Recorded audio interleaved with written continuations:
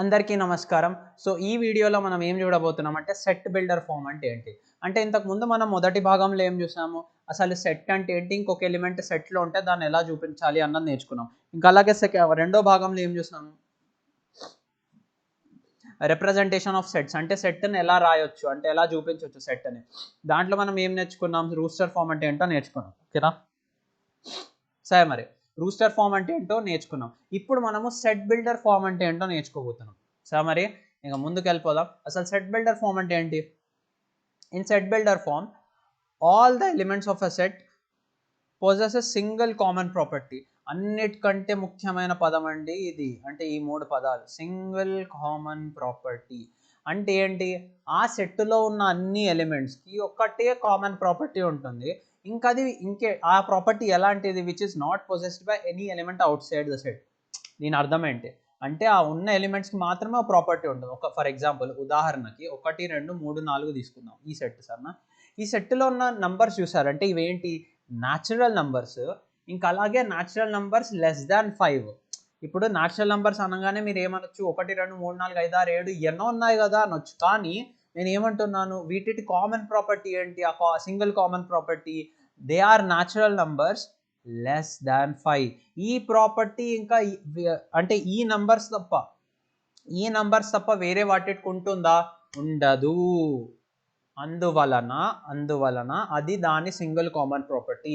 ఆ single common property అంటే దాని యొక్క బేసిస్ మీద దాని యొక్క ఆధారంతోటి మరీ ఇది ఓకే సర్లే.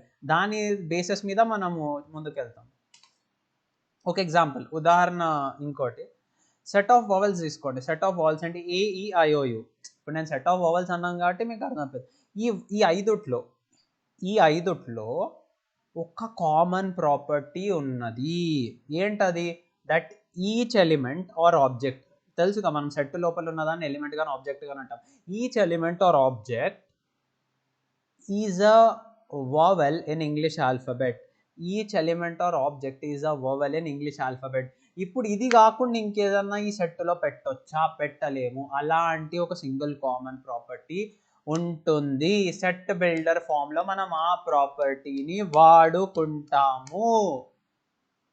అర్థమైందిగా? అంటే ఒకవేళ ప్రాపర్టీ ఉంటే అలా రాయొచ్చు. ఇప్పుడు చూసారంటే all elements of the above set possess common property. ఈ ఉన్న ఐదుటికి ఒక కామన్ ప్రాపర్టీ ఉంది. ఏమిటి? What is that? This is that each element in the above set is a vowel in English alphabets. సరేనా? ఇంకేం లేవుగా. ఈ 5 తప్పించి ఇంకేమైనా ఉందా? నాకు నా ఇంగ్లీష్ టీచర్ అయితే అదే నేర్పించారు. మీకు మీ ఇంగ్లీష్ టీచర్ అదే నేర్పించుంటారుగా. సర్లే. No other alphabet possesses this property apart from the 5 elements mentioned in the set. నేను మళ్ళీ చెప్తున్నాను, ఈ 5 తప్ప మరి వేటికి ఆ ప్రాపర్టీ లేదండో. మరి వేటికి ఆ ప్రాపర్టీ లేదు. ఇంకోటి ఇప్పుడు సెట్ బిల్డర్ ఫామ్ గురించి మాట్లాడాను. ఇప్పుడు సెట్ బిల్డర్ ఫామ్లో ఎలా రాస్తామంటే దీన్ని ఈ సెట్ని సెట్ బిల్డర్ ఫామ్లో ఎలా రాస్తామంటే ఇలా బ్రాకెట్స్ పెట్టి దాంట్లో X such that X is a vowel in English alphabet. ఏంటి ఎక్కడి నుంచి వచ్చింది ఇది అని అనుకుంటున్నారేమో, చెప్తాను. నెక్స్ట్ ఈ స్లైడ్ చూద్దాం. సరే, సో సెట్ బిల్డర్ ఫామ్లో రాయడానికి కొన్ని రూల్స్ ఉన్నాయి. ఆ రూల్స్ ఏంటి చూసేద్దాం రండి. మనకి ఎలా ట్రాఫిక్ రూల్స్ ఉంటాయి అలాగే సెట్ బిల్డర్ ఫామ్ రాయడానికి కూడా రూల్స్ ఉంటాయండి. సర్లే, ఏంటవి? We describe the element of the set by the letter X. ఇక్కడ ఎక్స్ కనిపిస్తుంది, టైం పాస్కి లేదు ఇక్కడ. సరేనా? ఇది ఏం చేస్తుందంటే మన వేరియబుల్ని రిప్రజెంట్ చేస్తుంది. అంటే ఏదో ఒకటి రిప్రజెంట్ చేయాలి కదా మన వేరియబుల్ని, అది ఎక్స్ రిప్రజెంట్ చేస్తుంది. ఇంకా ఎక్స్ దీని ప్లేస్లో మీకు సార్ నాకు ఎక్స్ నచ్చట్లే అంటే వై వాడుకోండి, జెడ్ వాడుకోండి, T, U, V, P, Q నచ్చేది వాడుకోండి సార్, నా ఏం కాదు. ఇంకా ఎక్స్ ఎలాంటిది ఇంకా కోలన్ ఉంది. కోలన్ ఏంటి? కోలన్ సచ్ దట్ రిప్రజెంట్ చేస్తుంది. కోలన్ అంటే సచ్ దాట్ ఏంటి? X is a vowel in English alphabet. ఓకేనా? నెక్స్ట్ ఇది ఏంటి? దాని తర్వాత ఏం రాస్తాం? ఫస్ట్ మనం చూడండి, ఫస్ట్ ఎక్స్ పెట్టాం వేరియబుల్. నెక్స్ట్ ఒక లెటర్తో డిస్క్రైబ్ చేస్తున్నాం మన సెట్, మనం కావాలనుకునేదాన్ని. నెక్స్ట్ కోలన్ పెడతాం. కోలన్ సచ్ దట్ రిప్రజెంట్ చేస్తాం. ఇదేంటి? క్యారెక్టరిస్టిక్ ప్రాపర్టీ, ఆ సింగిల్ కామన్ ప్రాపర్టీ. ముందు స్లైడ్లో గట్టిగా ఓవర్లర్లీ మరీ చెప్పాను కదా, సింగిల్ కామన్ ప్రాపర్టీ ఒకటి ఉందండి. అది ఏంటండి అంటే ఇదండి, X is a vowel in English alphabet. అది క్యారెక్టరిస్టిక్ ప్రాపర్టీ, అదే ఆ సింగిల్ కామన్ ప్రాపర్టీ. సార్ ఎక్కడ ప్రాపర్టీ ఉంది మీకు? ఇది ల్యాండ్ గురించి మాట్లాడట్లేదు, మనం సెట్ యొక్క ప్రాపర్టీ గురించి మాట్లాడుతున్నాం. సరేనా? సర్లేండి.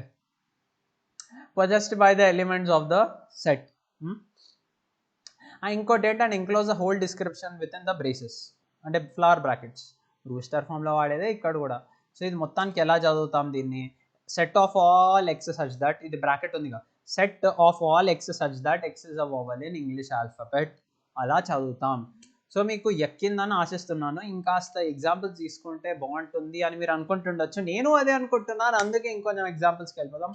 ఒక ఎగ్జాంపుల్ ఏంటి, రెండు ఎగ్జాంపుల్ ఏంటంటే, ఇప్పుడు నేను మీకు సెట్ బిల్డర్ ఫామ్ ఇస్తాను, దానిలోంచి మీరు రూస్టర్ ఫామ్ రాయాలంటే రూస్టర్ కానీ టాబ్లర్ ఫామ్ ఎలా? X such that X is a natural number less than 7, X such that X is a natural number less than 7.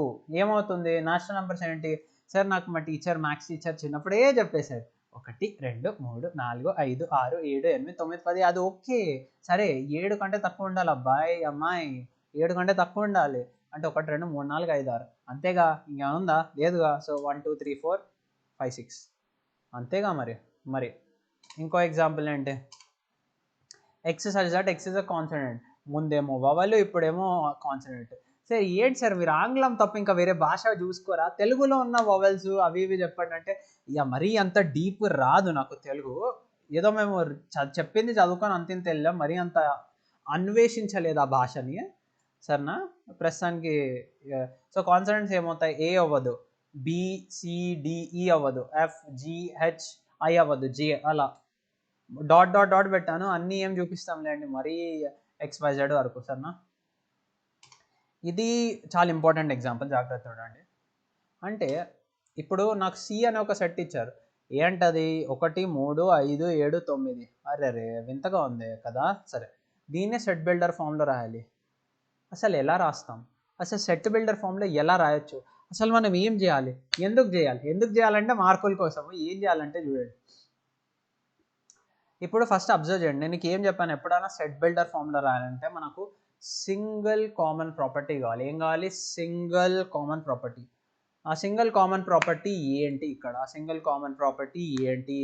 నాకైతే 1 3 5 7 9. అరే మన ఆడ్ నెంబర్స్ కదా, ఆడ్ నెంబర్స్ పోయిన పుష్కరాలకు వచ్చాయి ఇవి మన ఇంటికి. సర్లే, ఇవి odd numbers. Okay, so odd natural numbers. So అలానే రాయొచ్చు. సో నేను ఎలా రాస్తున్నా అంటే, add natural numbers less than 10 అని రాస్తున్నాను. C is equal to T such that T is an odd natural number less than 10. కరెక్టే కదా. ఇప్పుడు ఆడ్ నెంబర్స్ ఏంటి? ఆడ్ న్యాచురల్ నెంబర్స్ 1 3 5 7 9 11 13 అలా. కానీ ఏంటి 10 కంటే తక్కువ ఉండాలి అంటే నేను 9 వరకే తీసుకోవాలి. 1 3 5 7 9 అంతే. అయిపోయిందా సార్? అవ్వలేదండి. దీన్ని ఇంకో విధంగా కూడా రాయొచ్చు. అలా Z such that Z is an odd natural number less than 11. అది కూడా ఓకేనా కదా. ఇప్పుడు లెస్ దాన్ 11 అంటే 10 తీసుకోగలమా మన సెట్లో? తీసుకోలేము. సో ఆడ్ న్యాచురల్ నెంబర్స్ ఏవేవి ఉన్నాయి? 1 3 5 7 9 11 వేసుకోవచ్చా? 11 కంటే తక్కువనా? అవ్వదు. No number is less than itself. So ఇది ఇలా. ఇంకో విధం ఏంటి?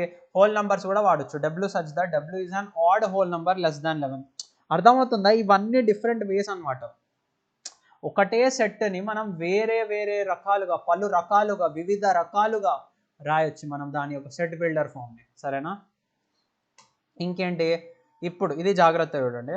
ఇప్పుడు నేను ఎక్స్ ఉంది కదా, X such that X is equal to 2W+1 అంటే నేను నా వేరియబుల్ని ఇంకో వేరియబుల్ టర్మ్స్లో రాస్తున్నాను. ఎందుకు? కాస్త నాకు ఈజీగా ఉంటుంది. అంటే ఇప్పుడు 2W+ కొంచెం ఈజీగా ఉంటుంది. ప్రతిసారి అవసరం లేదు, డైరెక్ట్గా ఇలా వచ్చేస్తే రాసేయండి, లేదు అంటే ఇలా ఇంకో వేరియబుల్లో కూడా రాయొచ్చు. ఆ వేరియబుల్లో రాసామంటే అప్పుడు ఏమవుతుందంటే, ఇప్పుడు నేను చూడండి ఎక్స్ని ఎలా రాశాను, 2W+1 ఇలా రాస్తే, ఇలా గనక మీరు రాస్తే దానికి తగ్గట్టుగానే మీరు డబ్ల్యూని డిఫైన్ చేయాలి. ఇప్పుడు మీరు ఎక్స్ని డిఫైన్ చేయనక్కర్లేదు పెద్దగా, ఎందుకంటే డబ్ల్యూ ఏమవుతుందో దాన్ని బట్టి ఎక్స్ని నిర్ణయిస్తాం కదా.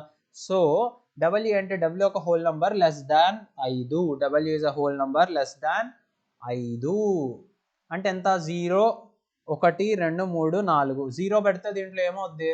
2 × 0 + 1 1, 2 × 1 + 1 3 అలా అన్నీ వస్తాయిగా. ఇంకోటి ఏంటి విధానం రాసుకునేది? ఇంకో విధానం ఏంటంటే y such that y is equal to 2w plus 1. అంటే మీరు అనుకోవచ్చు ఏంటి w మ్యాథమెటిక్స్ లేదా w belongs to capital W and 0 less than equal to w less than equal to 4. Short అంటే చూసారా కొంచెం చిన్నగా అయిపోయింది ఇదంతా రాసుకోవాలి w is a whole number less than 5 అంతా కాకుండా డైరెక్ట్గా w belongs to capital W and 0 less than equal to w less than equal to 4 అంతే.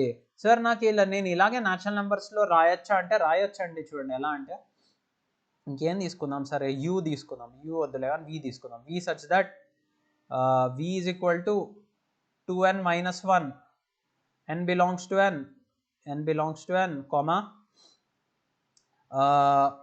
n is less than 6 వస్తుంది. Yes n is less than 6 వస్తుంది. ఎలా చూడండి ఇప్పుడు n 1 పెట్టారనుకోండి, n 1 పెడితే ఏమవుతుంది 2 into 1 minus 1 1 వస్తుంది. మళ్ళీ 2 into n 5 పెడితే 2 into 5 minus 1 9. సో అన్ని సాటిస్ఫై అవుతున్నాయి. సో ఇది ఇంకొక విధానం. నాకు హోల్ నెంబర్స్ ఇష్టం లేదు, న్యాచురల్ నెంబర్సే ఇష్టం, నేను న్యాచురల్గానే ఉండాలనుకుంటున్నాను, నాకు హోల్ నెంబర్స్ అలాంటి ఇష్టం లేదంటే ఇలా రాసుకోండి. ఎవరి ప్రిఫరెన్స్ లాలే ఏమని చెప్తాం సర్లేండి. ఇప్పుడు క్వశ్చన్స్. సో ఈ వీడియోలో నేను మీకోసం 2 క్వశ్చన్స్ చేశాను. సో ఆ క్వశ్చన్స్ చూడంగానే మీరు పాజ్ చేసి ఆన్సర్ ఆలోచించండి. 2 క్వశ్చన్స్ కరెక్ట్గా వస్తే మీకు మీరే షాబాషి ఇచ్చుకోండి సరేనా నా తరఫున. చలో దీన్ని సెట్ బిల్డర్ ఫామ్లో రాయండి. ఫస్ట్ క్వశ్చన్ దీన్ని సెట్ బిల్డర్ ఫామ్లో రాయండి. వీడియో పాజ్ చేసి ట్రై చేయండి. ట్రై చేశారన్న ఆశతో ఇక సొల్యూషన్ చెప్తాను. సెట్ బిల్డర్ ఫామ్లో రాయాలంటే ఏం చేయాలి, మళ్ళీ అదే భాగవతం, భగవద్గీత, రామాయణం. ఏంటది? సింగిల్ కామన్ ప్రాపర్టీ ఉండాలి. ఏముండాలి? Single common property. సార్ నాకు సింగిల్ కామన్ ప్రాపర్టీ కనిపించట్లేదు ఇక్కడ. నాకైతే కనిపిస్తుంది. ఎలా? 8ని నేను 2 into 2 into 2 అంటే 2 క్యూబ్గా రాసుకోవచ్చు. అబ్బాయి అమ్మాయి 27ని నేను 3 క్యూబ్, 64ని నేను 4 క్యూబ్, 125ని నేను 5 క్యూబ్, 216 నేను 6 క్యూబ్, 343ని నేను 7 క్యూబ్. మరి 1ని ఎందుకు వదిలేశారంటే ఈ 1ని కూడా 1 క్యూబ్గా రాసుకోవచ్చు. అంటే ఏంటి నా ఎలిమెంట్స్ అన్ని క్యూబులు అనమాట. ఫస్ట్ 7 క్యూబులు, ఫస్ట్ 7 క్యూబులు అంటే ఏంటి? x such that x is equal to n cube where n belongs to n and n is less than 8. ఇది సాటిస్ఫై అవుతుందా న్యాచురల్ నెంబర్స్ యొక్క? చెప్పాను కదా మీరు ఎక్స్ని n తోటి డిఫైన్ చేశారంటే ఇంకా మీరు n గురించి రాస్తే చాలు. ఎందుకంటే n ఎలా ఉంటుందో దాన్ని బట్టి x మనకు అర్థమైపోతుంది. అర్థమవుతుందా? సర్లేండి ఏం చేస్తాం, ముందుకెళ్ళాలి. క్వశ్చన్ 2 దీన్ని సెట్ బిల్డర్ ఫామ్లో రాయండి. వీడియో పాజ్ చేసి ఆలోచించండి. ఒక సింగిల్ కామన్ ప్రాపర్టీ ఉంటుంది, అదేంటి ఆలోచించండి. ఆలోచించారని ఆశిస్తున్నాను. ఈ ఆశించడం తప్ప నేను ఇంకేం చేయగలను చెప్పండి? మిమ్మల్ని వచ్చి ఆపగలను ఓ ఈ వీడియో నాకు ఇప్పుడే అని? మీకు వినాలంటే వినండి, కానీ ట్రై చేసి వింటే మీకే ఉపయోగకరం. ఇక్కడ చూసారంటే ఇదో ఫ్రాక్షన్, ఇదో ఫ్రాక్షన్, ఇదో ఫ్రాక్షన్, ఇదో ఫ్రాక్షన్. సరే ఇన్ని ఫ్రాక్షన్లు ఉన్నాయి కానీ మొదటిది ఎందుకు ఫ్రాక్షన్ కాదు? సరే అంటే ఏంటి? ముందు మనం ఇవి 4ని అనలైజ్ చేస్తే, ఈ 4ని అనలైజ్ చేస్తే మనకు దీని గురించి ఏమైనా అర్థం కావచ్చేమో. సర్లేండి ఎలా అనలైజ్ చేయాలి సార్ అంటే నేర్పిస్తాను చూడండి. కొంచెం అటు ఇటు చేయాలి. ఆ అటు ఇటు చేయడం ఏంటంటే చూడండి, ఈ 5ని నేను ఎలా రాయొచ్చు? 1 + 4/2. ఓకే 1 + 4/2. ఎందుకు ఇలా రాశాను చూడండి. 4ని ఎలా రాయొచ్చు? 2 స్క్వేర్, 1 + 2 స్క్వేర్/2. చూసారు ఒక ప్యాటర్న్ లాగా వస్తుంది. ఇప్పుడు ఇంకో దాని కేసు కన్ఫర్మ్ చేసుకుందాం మనకు వచ్చింది కరెక్టా కాదన్నది. 10ని ఎలా రాయొచ్చు? 1 + 9/3 అంటే 1 + 3 స్క్వేర్/3 అంటే 1 + 3 స్క్వేర్/3 అంటే నాకు వచ్చింది కరెక్టే, నాకు వచ్చింది కరెక్టే. ఇది నెక్స్ట్ది ఏమవుతుంది? 1 + 4 స్క్వేర్/4. నెక్స్ట్ది 1 + 5 స్క్వేర్/5 అంటే మొదటిది ఏమవుతుంది? మొదటిది 1 + 1 స్క్వేర్/1 అవుతుంది. 1 + 1 స్క్వేర్/1 అవుతుంది. ఓకేనా? సో అదే రాస్తున్నాను ఇప్పుడు దాకా చెప్పిందే మళ్ళీసారి. సో ఇది కూడా 1 + 1 స్క్వేర్/n అంటే ఏంటి? ఇక్కడ 1 ఫిక్స్, ఈ 1 ఫిక్స్. సో నా సెట్ బిల్డర్ ఫామ్లో ఎలా రాసుకుంటాను? x such that x is equal to 1 + n square/n where n belongs to capital and 0 less than equal and 1 less than equal to n less than equal to 5. ఇంతే అండి. Picture మీకు అర్థమైంది అనుకుంటున్నాను. Picture అర్థం కాకపోతే ఇంకోసారి వీడియో చూడండి. Picture వెళ్ళి చూడకండి. ఏదో సినిమా చూడమని సరే లైసెన్స్ ఇచ్చారనో వెళ్ళి చూసేకండి. కావాలంటే కొద్దిసేపు చూడండి కానీ మరీ ఎక్కువ టైం వేస్ట్ చేయకండి. సమయాన్ని వృధా చేయకండి, సమయాన్ని వృధా చేయకండి. ఇప్పుడు సమయాన్ని వృధా చేశారంటే తర్వాత మీరు వాడుకోవాలనుకున్నా కూడా సమయం మీ దగ్గర ఉండకపోవచ్చు. సో సమయాన్ని జాగ్రత్తగా వాడుకోండి. అర్థమైనదా? సర్లేండి, ఇంకేంటి మరి, ప్రస్తుతానికి విరామం తీసుకుంటాను. ధన్యవాదాలు.